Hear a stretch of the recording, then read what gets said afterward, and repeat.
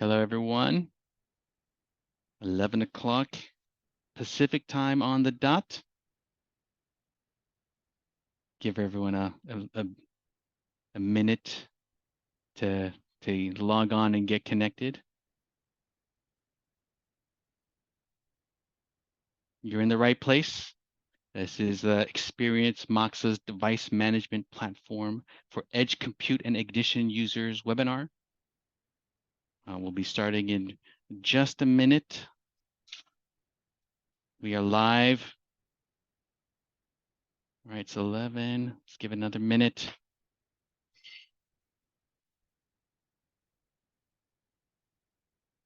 All right. Russ, you can hear me okay? Yes, sound Excellent. great. All right. 1 minute after, let's go ahead and get started. Thank you, everyone, for joining today. Hope you're all excited to learn about Moxa's new device management platform. I know I'm excited because I really do believe this can save many of you an incredible amount of time, money, and effort. Trust me, once you've experienced it yourself, you won't want to go back to the old way of doing things. You just don't. So let's start with a quick introduction. My name is Oliver Wang. I've been with Moxa for over 15 years. I started out as a technical writer working on our users' manuals. And for the past 7 years, I've been on the product marketing team supporting our edge compute line right when things started getting really interesting with industrial IoT, MQTT, and ignition. With me is Russ Tibbetts, our seasoned IIoT application engineer, but I think a better job description would be IIoT rescue worker. Russ, how about a quick introduction? Thank you, Oliver. Yeah. Seasoned. That's not calling me old, is it? Um, No. Oh, no. so I've been with Moxa for about 6 years now, a little over 6 years. Prior to that, right at 20 years, doing a similar thing at another edge computer manufacturer. So I've been in this M2M IoT train for quite a while, and I thoroughly enjoy it. Yeah, I All right. like connecting edge devices. Thank you very much, Russ. Um, so there's a lot to cover today, guys, but I'll try to keep things moving quickly. I really want to get to the demo itself, but it will help to first understand number one, Moxa's edge compute approach to IIoT, and number two, the importance and challenge of device management. Once we get through that, we'll hand things over to Russ for the live demo. Now, please don't be shy. There's a Q&A button on this Zoom interface. You can enter it at any time. I have the window open. I can monitor it live.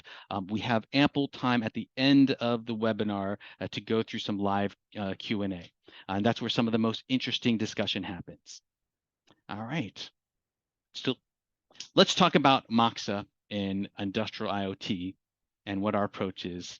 In a nutshell, Moxa provides a rugged and reliable open compute platform with an integrated LTE modem. And the open compute piece is important because this gives you the highest flexibility, the lowest cost, and it mitigates against vendor lock-in. You are not tied to Moxa or to any other hardware when you use an edge compute approach. But I will say in these four areas, Moxa offers additional edge compute tools and expertise that make those aspects of development and integration easier for our edge compute users. So if you have any combination of these requirements, you will have a much easier time and a much faster, smoother deployment with Moxa compared to other edge compute vendors. I'll go through a couple of examples. LTE users will get simple utilities to configure APN, set up network failover, monitor signal strength, and automatic scripts to maintain and recover from flaky connections. Modbus users get software connectors to easily generate software tags from Modbus devices and sync those tags with MQTT, SparkPlug-B, AWS, or Azure, or all of the above simultaneously. For Ignition and other edge SCADA users, you have ample horsepower and room to run popular native or containerized Linux applications, including Azure IoT Edge modules. and we have practical experience supporting popular pieces of software on our edge compute devices. Finally, for device management, you get a powerful set of RESTful APIs, a user-friendly GUI, and a native Azure IoT Edge module. And that means that configuration operations can be done programmatically or with a point and click interface. Now, all of these utilities are available across a range of edge compute devices, from light compute devices running on less than 10 watts of power to high performance Core i7 boxes. Even better, the device architecture is designed so you can leverage these tools and capabilities without vendor lock-in. So when you buy the hardware, you get the underlying Linux and our Linux tools to interact with the communications interface. You also have the option of buying hardware with those additional IoT capabilities that I mentioned baked into the firmware. Here's that web GUI. I mentioned the APIs for IoT and device services, as well as Docker, Azure IoT Edge, already pre-installed and integrated for easy development. In either case, the unit is still designed to be an edge compute device. So you still have full edge compute ability to install those native Linux apps or containerized apps and store data as you please. We really do have a mix of customers. Many just want the operating systems. Thank you very much. They're going to handle this stuff themselves, but many make heavy use of some or all of these additional tools. So that covers at a high level Mox's approach to IoT. Now let's talk about the importance of device management, and we'll start with a poll question. You should see that populating a little pop-up there. There we go. Number of nodes. How many edge compute nodes are you typically deploying or managing? Go ahead and enter that in. And for the sake of future viewers of this recording, what I'm going to do is, as we share these results, I'm actually going to annotate them live in the presentation. The first time we've done this. So let's give you guys a chance to answer. And all right. 3, 2, 1. Let's end the poll, share those results, and I'll type them in for the sake of our future viewers. All right, so 1 to 10, we have 46%. 1 to 10 dozens, we have also 46%.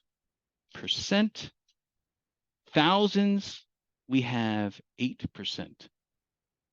Oh, we skipped right over hundreds, but very, very good.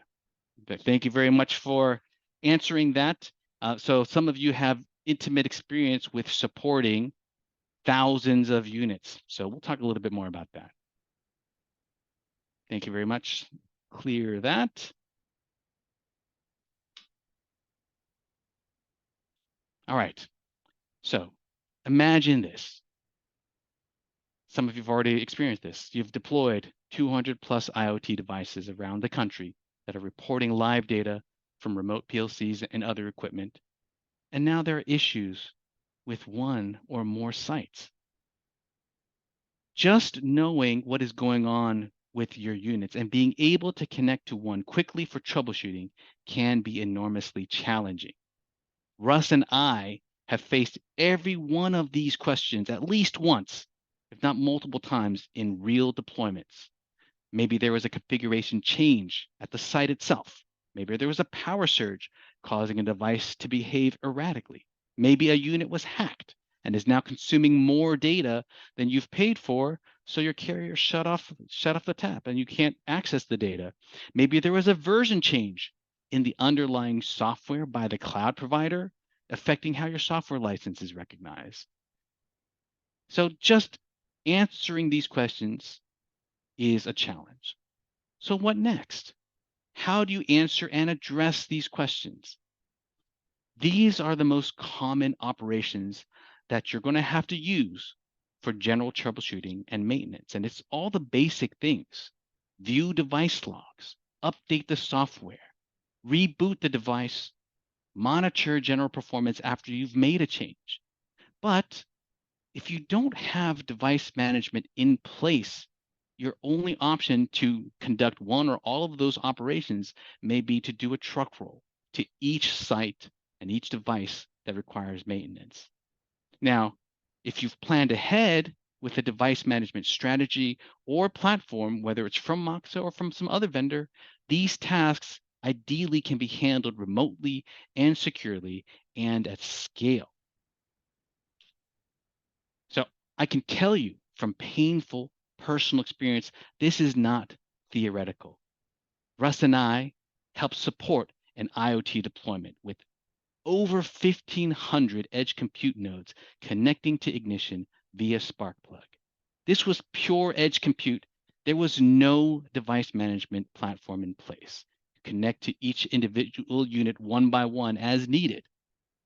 When a reporting issue emerged on one of the sites, we were able to resolve it, but it involved truck rolls to pull device logs, a process to identify and then open network ports, setting up a remote connection to the SSH console of affected units, and developing scripts to automate software update and device reboot on multiple devices.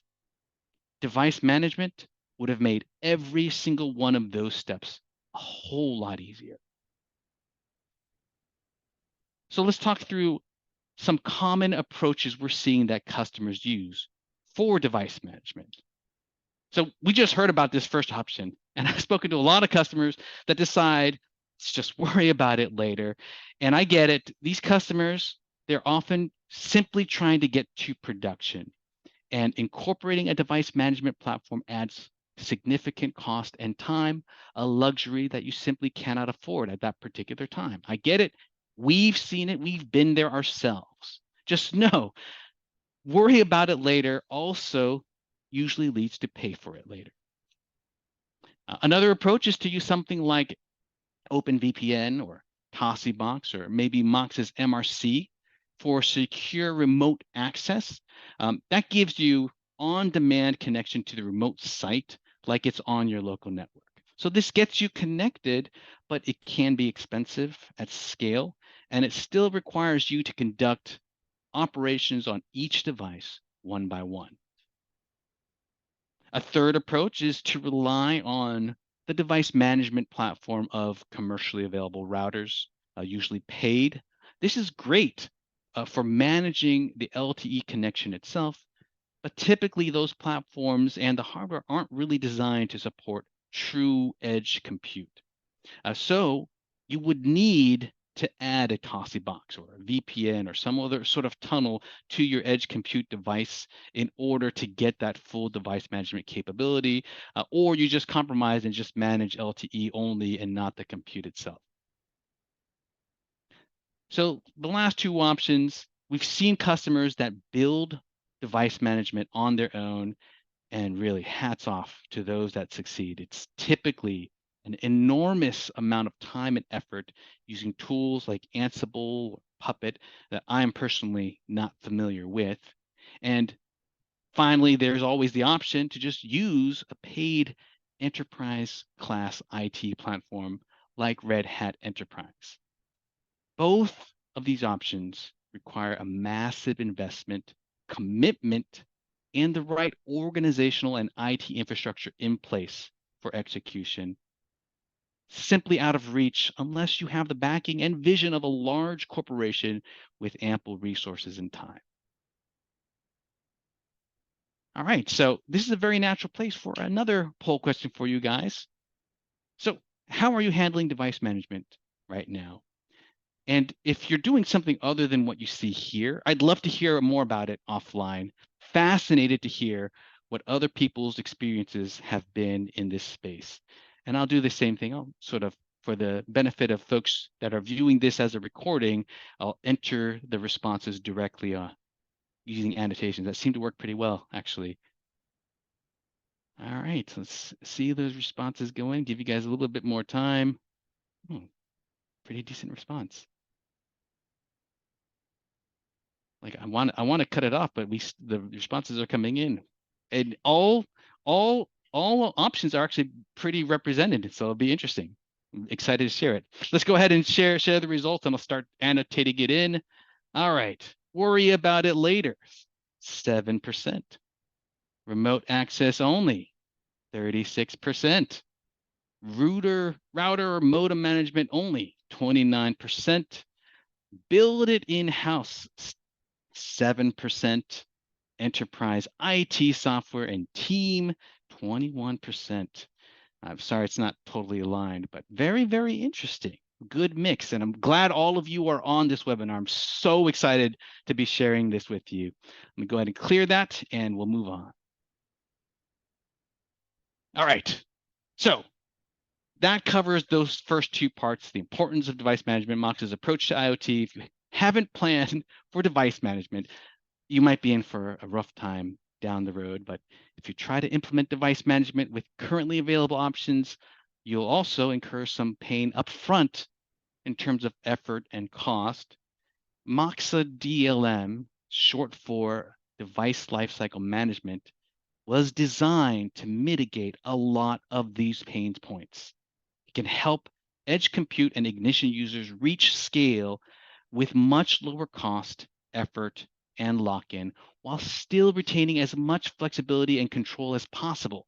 You get a powerful set of tools to monitor, manage your connected gateways with full control over the units you enroll into the platform and who has access to it. And there's no upfront cost or vendor lock-in. You have full functionality available to you immediately upon the purchase of a Moxa AIG series device. So I think we could just dive right in at this point. Russ, you ready? Let's show them what we got. Sounds great. Thanks, Oliver. So let me get my screen sharing here. All right. And I can see my notes. Okay. So on the first step is I'll show we've got our DLM, as Oliver mentioned, is device lifecycle management is what we termed the acronym. We go to our login web page. You'll get you create a unique set of credentials. When you sign in, you get access to your specific units. You can create multiple projects based on, you can organize them by logistics or however you decide as far as maybe end customers, different parameters. So when you click on one of the projects, then you come to this cover page, this dashboard page. It is fully customizable. We've got different widgets. I've got mine organized to see the information I want to see most. When you click on this edit button, you can add other widgets in there as well. So we can see a map geographically. You can zoom in. You can see the units that are in a certain group. And then what I'm going to do, I'll hit save on the layout and then go to the online devices. So if I click on just online devices, it's going to show me that subset.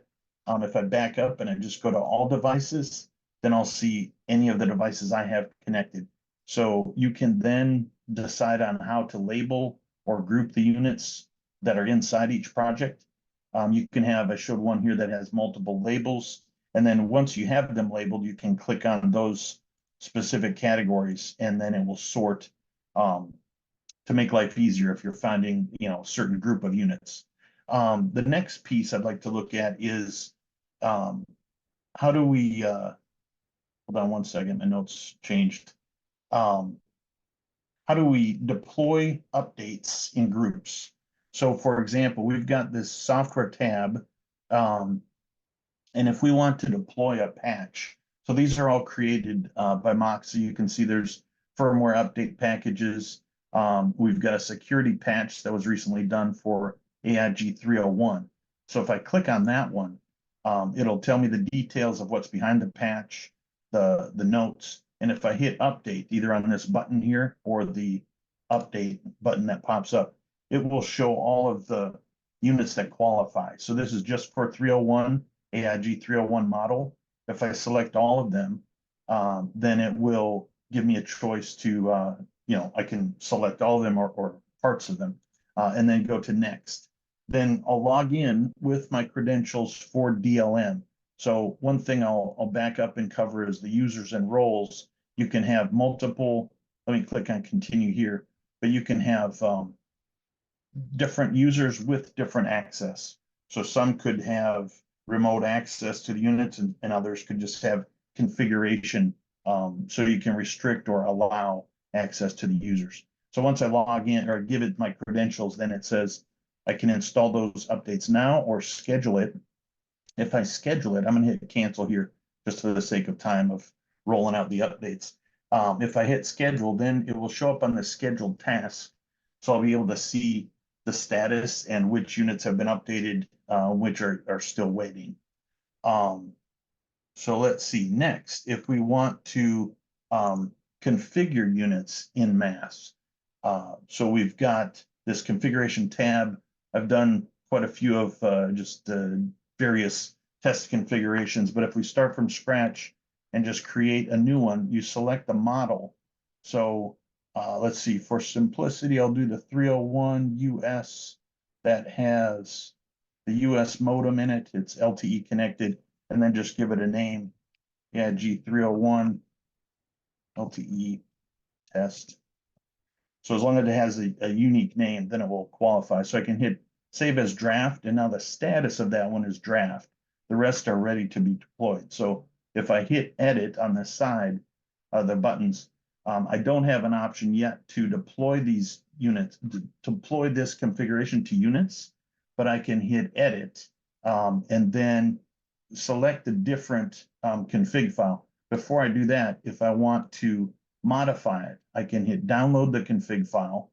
It's a .json, so I have that assigned to Notepad++. I can use these plugins to just make it more viewable. And now I can see the full configuration of that unit in a JSON format. There's another plugin to make life easier to browse. So if I just go, to these different categories, cellular, it will show the different parameters on each of those categories. So when I have this modified how I like it, I can just hit save, and then it saves it as the JSON file. Then I go back here to this draft version and say edit, and then close out the default one that it has and browse. And if I go to my downloads, then I've got the one I've just modified, hit open, and then submit. So once I submit it, then the status goes to ready, and then I have new options. I can say, set this as an initial configuration or deploy to devices. So if I want to deploy this, again, it's going to ask for my DLM credentials, make sure I'm authorized to do that. And now this one's for any of my units that are in my project, US modem inside the AIG 301 units. So if I select all of those, then I can deploy that configuration to as many units as I have connected. Next, as far as drilling down into the parameters of each of these units, if I go back to, say, all devices or any of these categories, just maybe the Oliver and Russ demo units, I can choose the AIG 302 as an example. And now I have access to the overview of one thing is handy that we have cellular IP addresses that will show up here. So as these units connect, they just populate this information by default. So we can see firmware versions that are running, model names, and then the different applications that are running in Things Pro, which is our software, our GUI software. So we can take snapshots of the configuration, compare them with ones that are running, just quickly to show. You can highlight the differences. So like the timestamps are different, but makes life easier in terms of seeing what's running. If you have to replace a unit in the field, you can easily recover that configuration back to the one that was swapped out. This individual software upgrade will say, we've got a new firmware available. You can just click update here, and then at a single click, you're not having to manually connect to each unit and say, install this package, for example. So next, I'm going to skip over to this remote console tab. That's probably the one I use the most personally. as far as just connecting to the units remotely one by one. So if I click on, we've got two options. SSH will give us secure, they both connect over a VPN connection. So this SSH will go to a command line of the units wherever they're at in the world, in the field. And then, so you could install or do troubleshooting at the command line level. This web console will open up. It takes a second to get the VPN established. So I've got one connected. Hopefully I'm still signed in. So first I've got this SSH command line. So I could just do whatever I do in Linux remotely through this single window, through a browser. Next is the web UI. So this is, and you can customize on this latest AIG 302, you can have a cover page that says whatever you want it to say as your kind of company disclaimer or greeting. So then you log in. Now this is the specific login to this unit. So to connect to it, I use the DLM credentials, and now I've got access to the web UI, which is Things Pro on this unit that's running in the field. So I won't go through all of the settings inside of Things Pro, but it's got a, as you can see, a graphical user interface to configure the unit. The ones I want to highlight is under the maintenance tab. First of all, that's where we connect to DLM in the first place. So when these units are deployed, the only thing that needs to be done is the DLM credentials need to be given. So once, if it's not connected, you can see this one is. If it's not connected, the only thing you need to do is put in credentials, an email address and password, which is your DLM credentials, and then you select the project to connect to. Now this one's already connected to Russ and Oliver's demos, and we've got a certificate that gets downloaded. So it's using X509 certificates. So anytime this unit is online and has access to the internet, it will connect to DLM, and we can do everything else remotely from there. The next tab that I want to just show here is the security tab. OpenVPN client is configured there. So we've got OpenVPN built in. It is using that for the DLM connection. So if you want, it also allows custom certificates to be downloaded from that you create yourself. So you can use this OpenVPN connector to also connect to your private VPN. And then the last piece to just show deployment of applications remotely is this Azure IoT Edge connection. So that connects to the IoT hub in a similar way. You give it a connection string, and if you're not familiar with these terms, feel free to ask questions or reach out. We can have an individual call to kind of dig deeper on the functionality. But what this gives us is ability to load applications in mass remotely. And the example that we're using is this Ignition Edge utility or application. So not to dig deep into it, but just to show where it comes from on the Microsoft Azure IoT Hub. If I go to my IoT Edge devices, that's where I deploy and configure these units remotely. So this is the AIG 302. Very straightforward. All I need is one primary connection string once you create your device, and that gives you access, and then you can install down here is this Ignition Edge application. So it's a lot. It's a lot of ground, but I wanted to make sure to highlight that as an option in case that's interesting for others. So I think, Oliver, that is the only other thing to mention is that we do have APIs, RESTful APIs that will be able to perform any of these functions. So anything that you see here that we're doing as far as configuring or viewing, we've also got a Modbus engine in here that it didn't highlight, but anything that we do within Things Pro can be done through RESTful APIs. And that's about it. I'll pause there. Thank you very much, Russ. Sure Really thing. appreciate it. We're really just showing you the very tip of the iceberg, everything that Russ showed, from the DLM interface to the APIs on the physical AIGs themselves. There's a lot to unpack there, but what we wanted to do was give you this initial high-level intro and walkthrough. So Russ, let me go ahead And I think, there we go. Resuming to the presentation. And really there isn't any more presentation. That was the demo. At this point in time, the rest of the session is reserved for questions, but before we jump into the Q&A portion, we did have this one last poll question.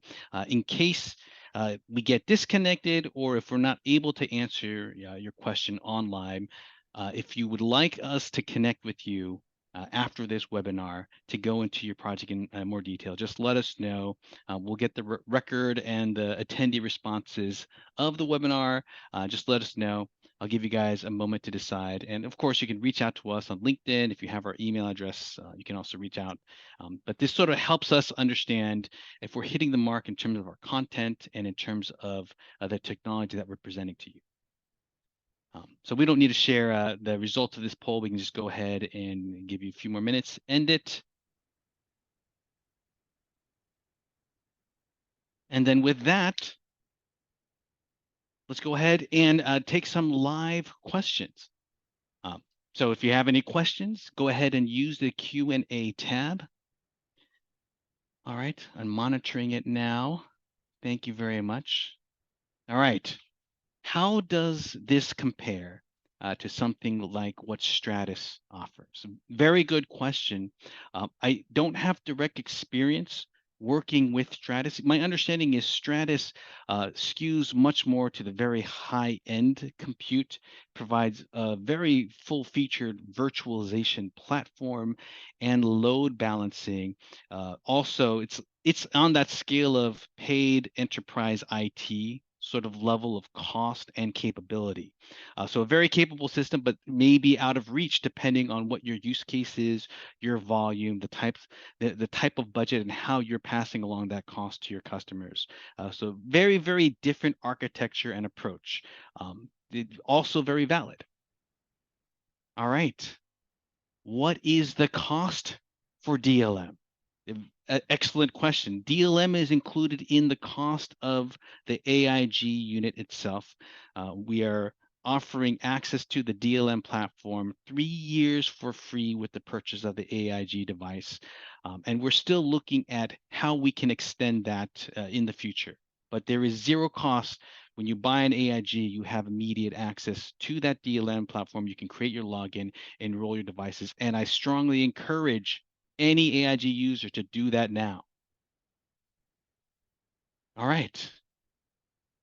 Additional questions. All right. Is it possible to run Moxa DLM on premise instead of in the cloud? That is a very, very good question. Actually, when years ago, when we first introduced Things Pro as a piece of software, that was one of our early engagements with the whole concept of device management, really custom building a device management platform that runs on premise. It was a very, very difficult and painful process. So we've been there. This current iteration of DLM is very, very solid. It's currently a cloud offering only, but in 2025, we will expand that offering carefully to an on-premise solution. We just have to choose the right initial partner so that we develop it in the correct way and have the right capabilities. So it is in the roadmap, just not available today. All right, some of my questions are scrolling off screen. Is there a reason that this functionality cannot be added after the fact to a Moxa unit that I already own? That is an excellent question. I'm not a software architect guy, so I don't know the full technical details about this. I do know that how we have architected the platform and those APIs, it's baked into the firmware and it's secured with hardware root of trust. Which means it has to be in the firmware and shipped that way. And then the additional, if you had a unit that didn't have those APIs and those those IoT device services built into the unit when you bought it. We don't currently have a way for that to connect to DLM, but it is a topic that is very much under discussion by our dev team. How do we support our existing users that have experienced the pain and do see the value of device management? So not a solved problem, but something that we are working on and looking at. All right, so this is a question that I think I might need your help with, Russ. Does Moxa DLM replace the ignition EAM module? Or Great maybe question. maybe we need to even explain what that does. But Sure. Russ, you want to take that one? You bet. Yeah. So the EAM module is specific to inductive's ignition. And what it gives is the ability to remotely manage deployments of their projects within Ignition. So it's specific to that application. So this would be what we're offering is complementary to that. It doesn't conflict. It doesn't do the same thing in either case. So EAM won't manage our hardware or the applications or the firmware that's running on the hardware. It's specific to Ignition. So we don't manage what EAM does, and it doesn't do what DLM does. If there's more questions on that, I'm happy to connect later if that wasn't clear.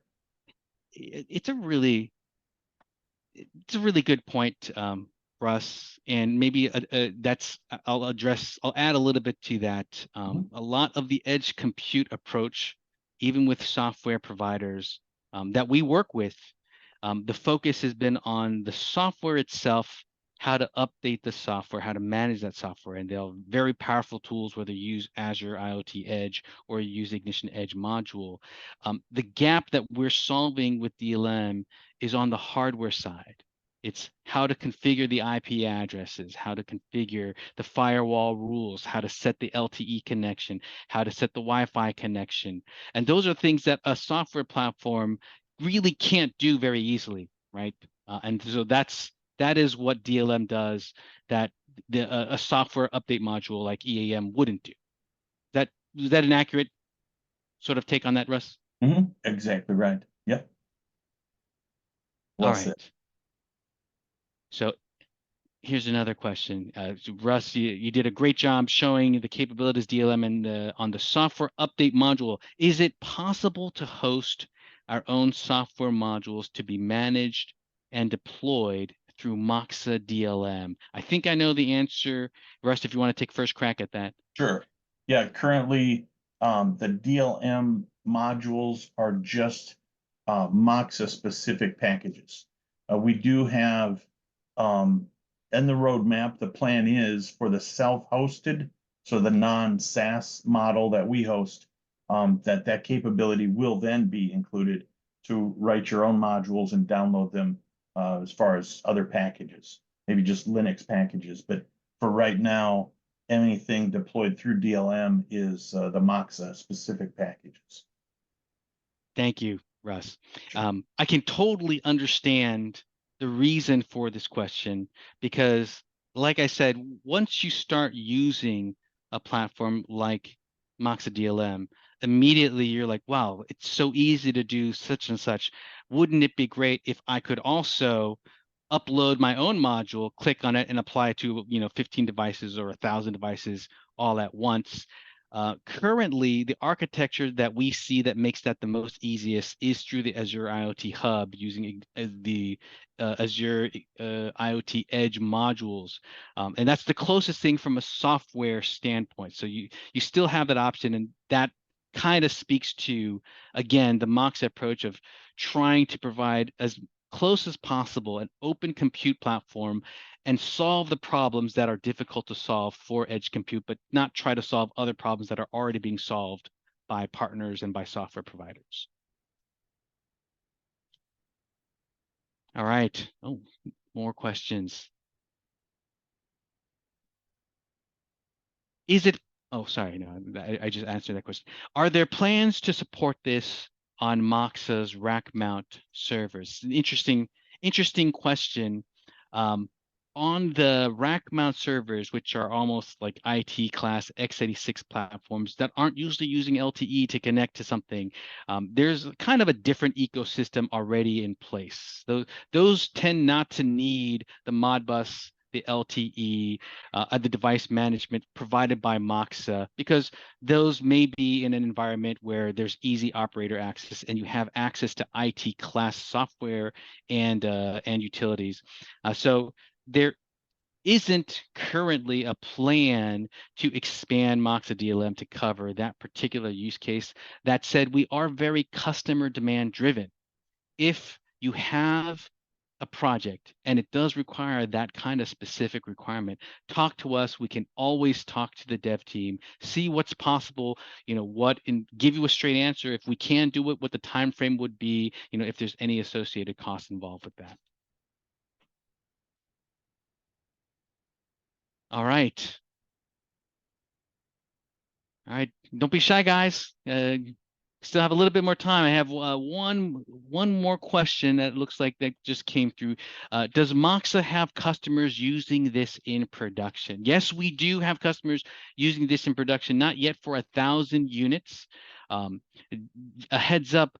The Moxa DLM that you saw has been in public preview for over a year. So we had customers, large corporate customers, that were developing their own IoT gateway using edge compute, but benefiting again from the APIs and the open platform that we provided, that are making heavy use of Moxa DLM to maintain and update those units and monitor those units once they are deployed. So it is in production. It is still a fairly new offering, but I am very, very excited. I see it being relevant to so many of our current and prospective customers. All right. I feel like I've spoken enough. Um, give you guys a few more minutes to see if you have any more follow-up questions. And if not, that's fine. We have the results of the webinar portal. If there's those of you who were either too shy to ask during this or want us to have a deeper dive, we'll reach out to you after this webinar. But it is 11:42. I'm not going to make everyone sit around 18 minutes while I try to fill time. We'll go ahead and call it. Thank you, everyone, for your time today, for learning about the Moxa DLM platform. We look forward to supporting your requirements. And everyone, have a great rest of your Tuesday. Thank you.